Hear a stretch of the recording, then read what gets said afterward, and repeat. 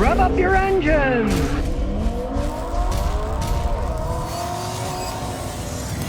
Today I'm talking about an interesting concept I found. A do-it-yourself car repair place. Maybe you don't have the tools you need, or even all the knowledge. You can rent space. It also has guys to help you out. They even have classes to help teach you if you're interested in it. I gotta say, this brings me back to my childhood when I worked at my father's Texaco gas station where there's lifts. It does make it a lot easier. I've been working in my driveway for over 4 decades, and hey, sometimes something like this, it's a pretty big blessing when you're working on a car. You don't have to worry about tools. There's a nice snap-on scanner that they let you use. You can rent lifts. Now look at this job. There's a gas tank.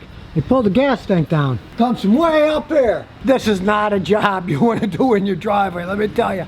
I've done them jacking up in the driveway, drove me nuts. You got a lift, professional jacks, makes it a lot easier job. They provide tools that you're not gonna have. Air tools, the air compressor to run them. Reams of tools that you don't have to buy. They already have them. Here they even have a front end alignment machine. Let's say you did front end work on your car. Of course, it's going to need to be realigned. Now, there's really no way that you're going to know how to operate one of these front end alignment machines. It's going to take a long time, years of practice, but they have guys here that can do it for you for a very good price. So instead of having to do the work one place and then go to a front end alignment shop to get it realigned, you do it all in one place. It only makes sense. This machine costs $17,000.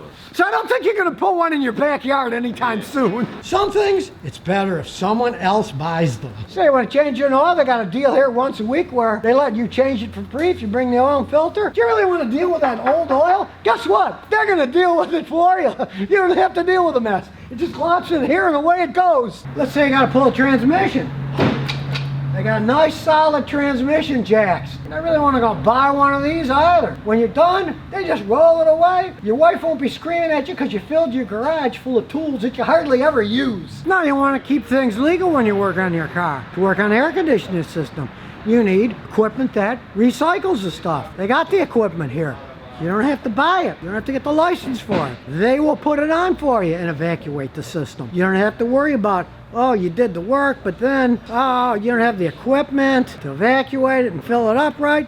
They've got all that equipment at these places. They got drill setups. They even have MIG welders. Maybe you know how to weld, but you don't have a welder, or they can do welding for you. Something gets in a pinch, you need welding done, they can do it right here. You don't have to say, oh, now I got to tow my car over somewhere else. As the sign says, we fix it, you fix it, or we fix it together. Now, yeah, sometimes things have just gone too far. In the case of the skeleton frame, and it's sitting in the weeds and the leaves on the side. Sometimes, yes, it is time to say goodbye. Like this Camaro body in the weeds. It's just a shell of its former self. They can tell you when it's time to say goodbye and not go too far, or that it needs too much work for what you want to spend. You get an expert opinion here too. It's not just left you alone in a garage, good, fix it yourself. No, that's not how these places work. No, you shouldn't be intimidated by auto repairs. Listen to the story he has about a woman that came in to work on her own car. Yeah, so the woman's name was Miss Jessica. As a matter of fact, it was yesterday. She came into our south location and she had a Nissan Cube, which was turbo. And so she wanted to change her spark plugs.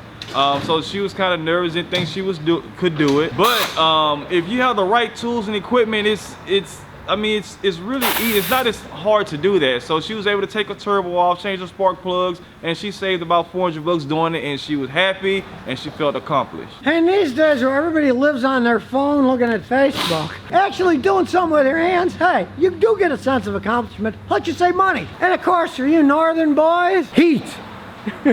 All kinds of heat. You're not going to freeze to death working on your car outside. And of course, for all the people that live in apartment complexes and they don't let you work on your cars in a parking lot, this is like nirvana for you. A place you can work on your car. People will help you if you need help. And you won't get screamed at by the manager because you're working on your car in the parking lot. Plus, the doors close at night. It's a safe place to store your car if it needs extended work. So whether you don't need any help at all, you just need a great place to work on cars, or you might need a little help. They do have classes. We'll help you out while you're working on your car here. This do-it-yourself auto repair business is a pretty interesting idea if you ask me. Because you can pick what you want. You do it, you need assistance to do it, or you tried and it didn't work, they'll do it for you. You don't have to buy the scan tools. You don't have to buy the hand tools. You don't have to buy a welder or an alignment machine. Hey, there's big advantage of sharing things together if you want to save money and either fix it yourself or fix it with a little assistance. Maybe you're a guy that can handle all this, but you're probably going to need a little help on this one. Just let the tools accumulate in someone else's garage and use them when you need them. And here's some bonus questions and answers. Kid88 says, Scotty, what's your opinion on the Volvo XC90? Volvo makes changes every year to their cars. Have they gotten better? Understand Volvo is now owned by the Chinese, and they say that they're only going to be making electric and hybrid electric cars from now on. It would not make sense to buy one of their vehicles that's either a gasoline or a diesel engine because eventually they're not going to make them, they're not going to support parts for them, and they are expensive vehicles to work on. If you could get one that's low mileage, dirt cheap, it could be good for a few years. I got customers with them that bought used ones that got a good price on them, and they are running okay. Don't look at something like that for the real long run because they're not going to be making them anymore. The Chinese aren't that interested in that technology. They want to make a hybrid electric and electric car for Volvo. So if you're stuck with a gasoline or a diesel version of them, it's going to fade away as time goes on. So, I'd look for something better like a Toyota or a Honda that they're going to be supporting them for a long time. Where that, when they start changing ownerships and they say, well, we're going to make electric cars now, my advice is I'd stay away from those companies for conventional cars. Billy doesn't know squat says, I got a 2016 Chevy Silverado V8. It's leaking about a quart of oil every 4,000 miles. Seems to be between the engine and transmission where it's dripping. What should I do? Well, sad but true, let's just say, they don't make them like they used to. It may only be a 4-year-old vehicle, but they've had problems with those things with the rear main engine seal. That's between the engine and the transmission where it bolts in. Unfortunately, the only way you can change those things, you're going to have to pull the transmission off, have the rear main engine seal replaced. It's a very expensive job. Now, just to make sure, put some UV leak dye into the engine. Have somebody do that if you don't want to do it. And if you see that green dye is coming out between the engine and the transmission, dripping where they're bolted together and dripping on the bottom, it's the rear main oil seal. And unfortunately, it's a design flaw with those things, and they will wear out that fast. They don't make them like they used to. When I was a kid, we had a Chevy that had 200,000 miles. Still had the original engine oil seal on it, but they just don't make them like they used to, and odds are that's what's wrong with that truck. Put the dye and have it checked out if it is. Now, you could try some of that AT205 reseal. Sometimes it'll make the seal stop leaking. Give it a try. I mean, a bottle's like $12.95, worth a try at least. But since that's kind of a design flaw, those things probably won't last. Maccabea says, Scotty, I'm looking at a 2016 TLX 3.5 base with 55,000 miles for $19,000. There's a record of engine replaced. 55.1 thousand miles. Should I steer clear? Yes. You have no idea why the engine was replaced.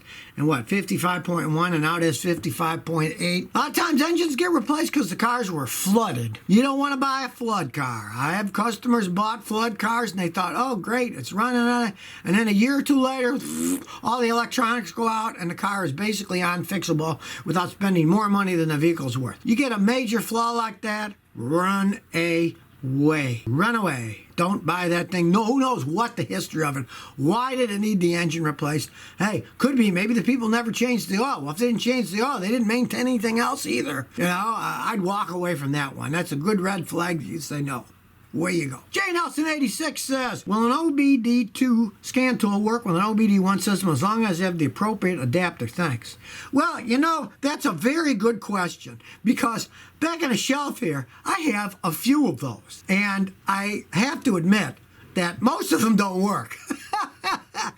They're OBD2 scan tools, and they also have adapters to use on OBD1. And from my experience, they're generally total crap, and they don't do much because they're designed for the new cars, and the adapters, half the time they don't even fit on right, and then you put them on, and they don't read right. I found that, they really don't work all that well. Now, you're talking about OBD1, that stopped in 1994, right? So that was a long time ago. If you got a car with OBD1, heck, Go to eBay, look around, buy an old used Snap-on scanner or something.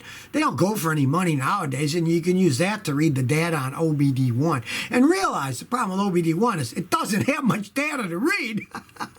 So you're not going to get all that much information out of it in the first place. But you can go and get something like an old Snap-on one or a standalone, like Actron made standalone OBD ones for particular companies. You find one of those old scanners, buy it. They're cheap enough now. But if you do try one of these modern ones and it says it is an adapter, from my experience, they're not really worth trying, because half the time when I tried them, they wouldn't even connect. They'd say no communication. They're not made for that. So if you never want to miss another one of my new car repair videos, remember to ring that bell.